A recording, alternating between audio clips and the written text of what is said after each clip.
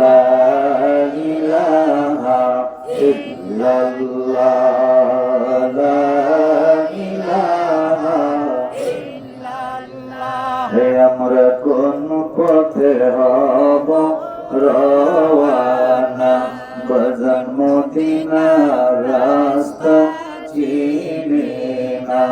বাবা মুর্শিদি জানে ঠিকানা, বাবা মুর্শিদি জানে ঠিকানা। আমরা যাব সোনার মদিনা, লা ইলাহা ইল্লাল্লাহ লা ইলাহা ইল্লাল্লাহ লা ইলাহা ইল্লাল্লাহ লা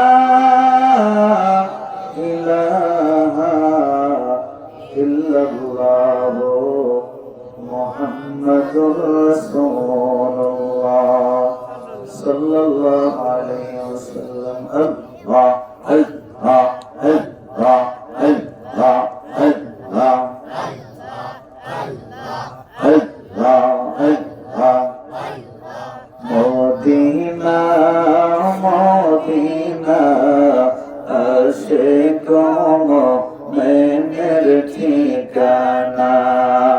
আল্লাহ আল্লাহ আল্লাহ আল্লাহ আল্লাহ আল্লাহ আল্লাহ। মদিনা মদিনা আশিক মুমিনের ঠিকানা। আল্লাহ আল্লাহ আল্লাহ আল্লাহ। দিদার চেয়ে কাঁদো তোমরা, দিদার চেয়ে কাঁদো তোমরা, ও না নবী দেওয়ানা। মদিনা মদিনা আশিক মুমিনের ঠিকানা। আল্লাহ আল্লাহ আল্লাহ আল্লাহ আল্লাহ আল্লাহ আল্লাহ আল্লাহ। জালালুদ্দিন সৈয়দি বসহতর বার দেখলাম নবীজি। আল্লাহ আল্লাহ আল্লাহ। জালালুদ্দিন সৈয়দি বসহতর বার দেখলাম নবীজি। এতবার দেখিয়া নবী, এতবার দেখিয়া নবী, তৃপ্তি তাহার হলো না। মদিনা মদিনা আশিক মুমিনের ঠিকানা। আল্লাহ আল্লাহ আল্লাহ আল্লাহ আল্লাহ আল্লাহ আল্লাহ। দিদার চেয়ে কাঁদো তোমরা, দিদার চেয়ে কাঁদো তোমরা, ও না নবী দেওয়ানা। মদিনা মদিনা আশিক মুমিনের ঠিকানা। আল্লাহ আল্লাহ আল্লাহ আল্লাহ আল্লাহ। লা ইলাহা ইল্লাল্লাহ মুহাম্মাদুর রাসূলুল্লাহ সাল্লাল্লাহু আলাইহি ওয়াসাল্লাম।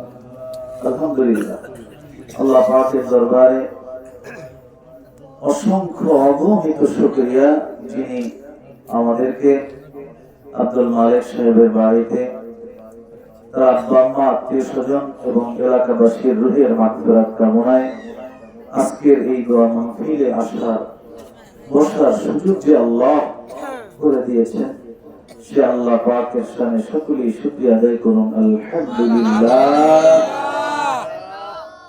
আমি কোরআনুল কারীমের সূরাতুল মুমিনুনের কয়েকখানা আয়াতে কারিমা তেলাওয়াত করেছি। আল্লাহ সুবহানাহু ওয়া তাআলা বলেন, قد أفلح المؤمنون, মুমিনগণ যারা মুমিন, যারা ঈমান এনেছে আল্লাহর উপরে, রাসূলের উপরে, তারা সফল কাম হয়েছে, কামিয়াব হয়েছে, জান্নাতের সুসংবাদ পেয়েছে। জোরে বলুন সুবহানাল্লাহ। আল্লাহ সুবহানাহু ওয়া তাআলা পাশাপাশি বলেন যে মুমিনদের কিছু গুণাবলী আমি আল্লাহ তাম পৃথিবীর মুমিনদের কাছে তুলে ধরলাম, যাতে করে মুমিনরা বুঝতে পারে যে একজন মুমিনের কি কি গুণাবলী থাকা উচিত। ঠিক কিনা বলেন? আমি একজন মানুষ, আমার কিছু গুণাবলী আছে না? আমি বলতে পারি, চলতে পারি, দেখতে পারি, বুদ্ধিমত্তা রাখি, জ্ঞান রাখি, কোনটা গরম, কোনটা ঠান্ডা, কোনটা আগুন, কোনটা পানি, এটা বোঝার মতো গুণ, বুদ্ধিমত্তা কি আল্লাহ আমায় দিয়েছেন না? এই যে কিছু গুণাবলী আমার মানুষ হিসেবে রয়েছে, ঠিক তেমনি ভাবে মুমিন হিসেবেও আমার কিছু গুণাবলী রয়েছে, যেগুলি আল্লাহ তাআলা কোরআনুল কারীমে তুলে ধরেছেন। জোরে বলুন সুবহানাল্লাহ। বাবাজিরা আমার, আল্লাহ রাব্বুল আলামিন কোরআনুল কারীমের ভিতরে প্রথমে যে গুণটি প্রকাশ করেছেন সেটা হলো আল্লাহ পাক বলেন, আল্লাযীনা হুম ফি সালাতিহিম খাশিউন।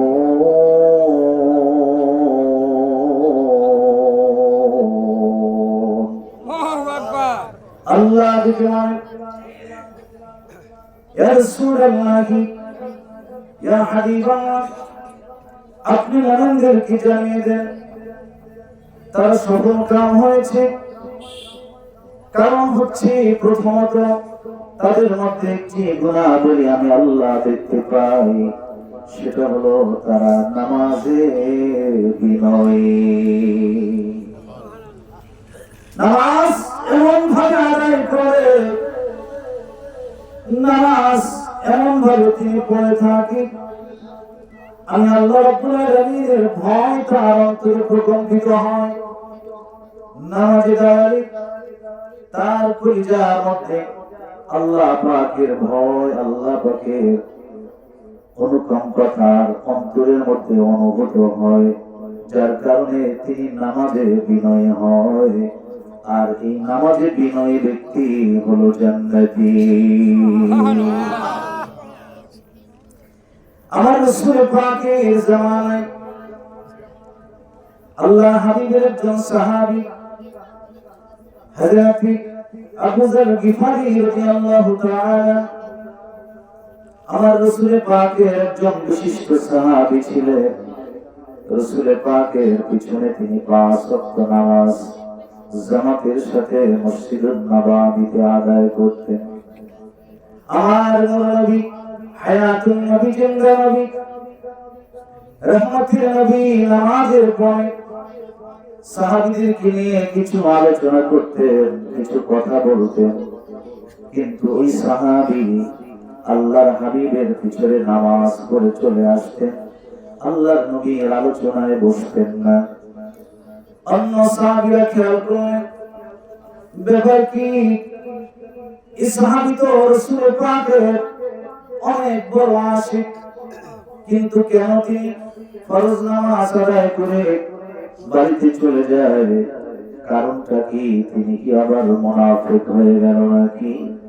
আমার রাসূলের কাছে বললেন সাহাবীরা, ইয়া রাসূলুল্লাহ, ইয়া হাবিবাল্লাহ, আপনার অমুক সাহাবী তিনি ফরজ নামাজ আদায় করে চলে যায়, তিনি আপনার আলোচনায় বসে না, আপনার আলোচনা তিনি শোনেন না। আল্লাহ নবী বললেন, এ সাহাবীরা, আমি রাসূলুল্লাহ তার বাড়িতে যাব। আমাদের তো অভ্যাস যদি কারো নামে কোনো দুর্নাম শুনি কিংবা খারাপ কথা শুনি আমরা সেটা গাইতে থাকি, ঠিক কিনা বলেন? কিন্তু আমার রাসূলের আদর্শ না, আমি নিজের চোখে দেখবো আসলে সে এই খারাপ গুণের অধিকারী আছে কিনা, ঠিক কিনা বলেন? তার কারণ আমি যদি অন্যের কথায় পড়ে একজন মানুষকে ভুল বুঝে ফেলি, একজন মানুষকে অন্যায়ভাবে আমি যদি তাকে দোষারোপ করি, আল্লাহ রাব্বুল আলামিন সবচেয়ে অপছন্দ করেন এমন একটি কাজ হলো যে একটা মানুষকে অহেতুক অপছন্দ করা, অহেতুক তাকে ভুল বোঝা, এটা আল্লাহ পছন্দ করেন না। তার কারণ আপনি আগে লোকটি সম্পর্কে জানবেন, তারপরে তার সম্পর্কে আপনি মন্তব্য করবেন, ঠিক কিনা বলে? আমার রাসূল চলে গেলেন ইসরাফিল বাড়িতে। যাওয়ার পথে দেখতে পাইলেন খেজুর গাছের সাথে দুইটা বাচ্চা শিশু বাঁধা আছে। আমার রাসূল যাইতে যাইতে যাইতে যাইতে সাহাবীর বাড়িতে গিয়ে যখন দরজার সামনে দাঁড়ায় সালাম দিলেন, সাহাবী কোনো জবাব বাসার ভিতর থেকে দিলেন না। আবার সালাম দিলেন, কোনো জবাব দিলেন না। আবার সালাম দিলেন, কোনো জবাব দিলেন না। নবী পাক ওই সাহাবীর বাড়ির দরজা থেকে আবার মসজিদুন নববীর দিকে চলে আসতে লাগলেন। সাহাবী মনের দুঃখে বাসার ভিতরে একটা গর্ত করে রেখেছিলেন, কারণ তাদের এমন কোনো কাপড় ছিল না যে কাপড় পরে তারা স্বামী স্ত্রী নামাজ আদায় করবে। একটা মাত্র কাপড়, ওই কাপড়টা পরে তিনি মসজিদুন নববীতে নামাজের জামাতে হাজির হয়। জামাত শেষে আবার ঘরের মধ্যে সেই স্ত্রীকে কাপড়টা দিয়ে দেয়, আর ওই গর্তের ভিতরে ওই সাহাবী বসে থাকে। আল্লাহর নবী যখন আসলেন তখন তার বিবি নামাজ আদায় করতেছিলেন, আর ওই সাহাবী গর্তের ভিতরে ছিলেন। সাহাবী স্ত্রীর নামাজ শেষ হলে কাপড়টা পরিধান করে দৌড়াইতে লাগলেন আমার নবী পাকের পিছনে পিছনে। তার কারণ আমার বাড়িতে নবী এসে আমাকে সালাম করলেন, অথচ আমি সালামের জবাব দিতে পারি নাই। আমার নবী আমার বাড়ি থেকে আবার ফিরে যাচ্ছে, এর থেকে লজ্জা তো আমার জীবনে কিছু হতে পারে। তার কারণ টাকা লোকসান হলে টাকা ফেরত পাওয়া যায়, মান সম্মান নষ্ট হয়ে গেলে আবার ভালোভাবে নিজেকে পরিচালনা করে মান সম্মান অর্জন করা যাবে। কিন্তু নবী যদি আমার বাড়ি থেকে খালি হাতে ফিরে যায়, আমি বাড়িতে থাকতে যদি নবী আমার দেখা না পায়, আমার মতো এত বড় হতভাগা কপাল পোড়া তো আর কেউ হতে পারে না। সাহাবী কান্দে আর পিছনে পিছনে দৌড়াইতে দৌড়াইতে আমার নবী পাকের সামনে গিয়ে কদম মোবারকে পড়ে যায়। আর নবীকে দেখে বলেন, ইয়া রাসূলুল্লাহি, ইয়া হাবিবাল্লাহ, নবী গো আপনি আমার বাড়িতে গিয়েছেন, আমায় সালাম করেছেন, আমি শুনেছি, কিন্তু আপনার সালামের জবাব আমি দিতে পারিনি। নবী গো আপনি আমাকে মাফ করে দেন, ক্ষমা করে দেন। বাবাজিরা আমার, নবীকে পাওয়া এত সহজ নয়। নবী কতটা ভালোবাসলে পরে একা একা ওই সাহাবীর বাড়িতে গিয়েছেন, কাউকে নেন নাই। আমার নবী কত ভালোবাসেন ওই সাহাবীকে। রাসূলুল্লাহ একজন মাত্র, তিনি শুধু একজন সাহাবীর জন্য একা একা তার বাড়িতে গিয়েছে। নবীকে পাওয়াটা কত সহজ নয় রে বাবা, কিন্তু ওই সাহাবী নবীকে কতটা খুশি করেছেন যে নবীজি একা একা তার বাড়িতে তার সাথে দেখা করতে গিয়েছে। আমার নবীর কদমে পড়ে সাহাবী কান্দে, নবী গো মাফ করে দেন, ক্ষমা করে দেন। আমি কোন সাধনে পাইব তোমায় গো নবীজি, কোন সাধনে পাইব তোমায়। মহব্বত বলেন, আমি কোন সাধনে পাইব তোমায় গো নবীজি, কোন সাধনে পাইব তোমায়। ও নবী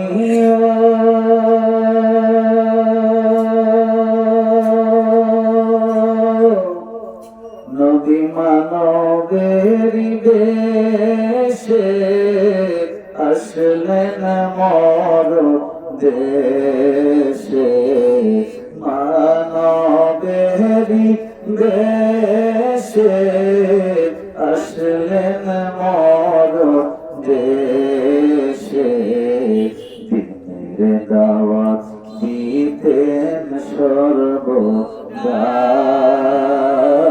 গো নবীজি, কোন সাধনে পাইব তোমায়। আমি কোন সাধনে পাইব তোমায় গো নবীজি, কোন সাধনে পাইব তোমায়। ও নবী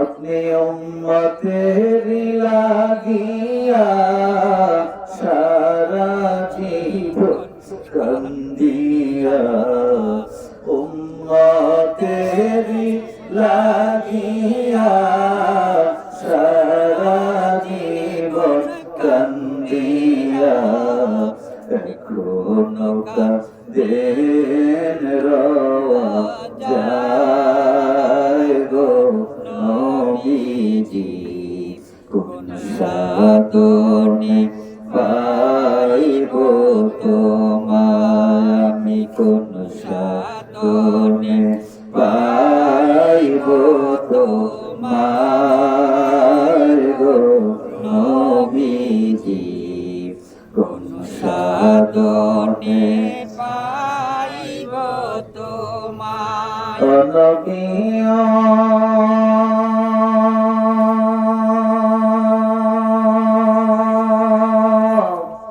আপনি এই দুনিয়ায় আসিয়া ইসলাম প্রচার করিয়া, এই দুনিয়ায় আসিয়া ইসলাম প্রচার করিয়া, শুয়ে আছেন সোনার মদিনায় গো নবীজি, কোন সাধনে পাইব তোমায়। আমি কোন সাধনে পাইব তোমায় গো নবীজি, কোন সাধনে পাইব তোমায়। আমার নবীজির কথা মোবারক পড়ে সাহাবী কান্দে, নবী গো মাফ করে দেন, ক্ষমা করে দেন। আমার নবীকে বলেন, সাহাবী তুমি নাকি ফরজ নামাজ পড়ে মসজিদুন নববী থেকে চলে আসো, আমার আলোচনায় বসো না, কারণটা কি? আমার নবীর কথা শুনে সাহাবী কাঁদে, নবী গো নবী গো নবী গো, আমার যে নামাজ পড়ার কাপড় নাই, একটা মাত্র কাপড় আছে গো নবী, এই একটা কাপড় দিয়া আমি আপনার পিছনে ফরজ নামাজ আদায় করে বাড়িতে চলে যাই। বাড়িতে গিয়ে স্ত্রীকে এই কাপড়টা দেই। ঘরের মধ্যে একটা গর্ত করে রেখেছি, ওই গর্তের মধ্যে আমি বসে থাকি। স্ত্রী এই কাপড়টা পরিধান করে নামাজ আদায় করে। আমার নবী দয়ার নবী সাহাবীর কথা শুনে দু চোখে পানি ছিল। সাহাবী, তুমি তো সহায় গরিব, আমাকে আগে কেন বলো নাই সাহাবী? আমার নবী মুমিনদের তো কষ্ট সইতে পারেন না। একজন মুমিন যখন কোন বিপদের মধ্যে থাকেন, কষ্টের মধ্যে থাকেন, রাসূলের কলিজায় আগুন জ্বলে। কারণ আল্লাহ বলেছেন, মা আলাইকুম হারিসুন আলাইকুম বিল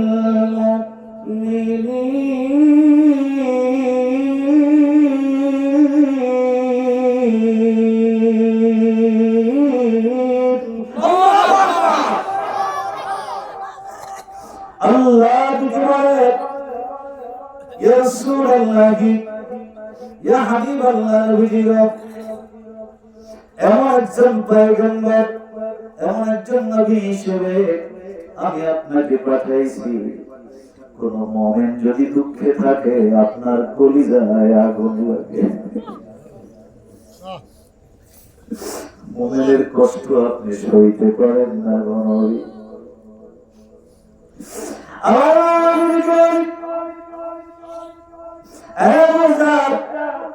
তোমার না দুইটা সন্তান আছে, দিকে বলেন ইয়া রাসূলুল্লাহ, ইয়া হাবিবাল্লাহ, হ্যাঁ রয়েছে। আমার নবী বলেন, তোমার বাড়িতে যাওয়ার পথে খেজুর গাছের সাথে দুটো ছেলেকে বেঁধে রাখতে দেখলাম। ওই ছেলে দুইটা কার? আবু যর গিফারি বলেন, হুজুর ওই ছেলে দুইটা আমার।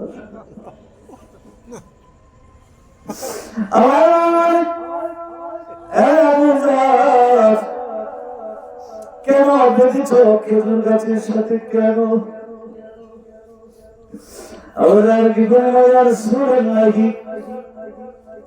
ওইটা ইহুদির খেজুর গাছ, ওই গাছের নিচে খেজুর পড়েছিল, আমার সন্তান তা ভক্ষণ করেছে। এখন ইহুদি যতক্ষণ না পর্যন্ত আমার ছেলেদেরকে মাফ না করবে, ততক্ষণ পর্যন্ত আমি তাদের গাছের থেকে ছাড়িয়ে নিতে পারবো না। তার কারণ কিয়ামতের ময়দানে আমার আল্লাহ যদি জিজ্ঞাসা করে, আবু যর তোমার ছেলেরা ইহুদির গাছের খেজুর খেয়েছিল না বলে, এই যে খেজুর খেয়েছিল না বলে, ওইটা তো তোমার ছিল না। আজকে কিয়ামতের ময়দানে ইহুদির খেজুর ইহুদিকে ফিরিয়ে দাও, আমি আবু যর বড় বিপদে পড়েছিলাম। আমার রাসূল কান্নার ফিরে গেল। আমার রাসূল কাঁদতে কাঁদতে আবু যর গিফারিকে নিয়ে চলে গেলেন মসজিদুন নববীতে। মসজিদুন নববী যে সমস্ত স্মৃতিময় জায়গা আছে, মুসলমানেরা রে, ইমানদারেরা রে, যদি সুযোগ হয় একবার গিয়ে দেখে এসো আমার রাসূল পাকের মসজিদুন নববী। মসজিদুন নববীতে এমন জায়গা ছিল না যেখানে তারা আল্লাহর কাছে দুইটা হাত তুলে মুনাজাত করে পড়ে, আমার আল্লাহ ওই হাত দুইটা কোনোদিন খালি ফিরাইয়া দেয় না।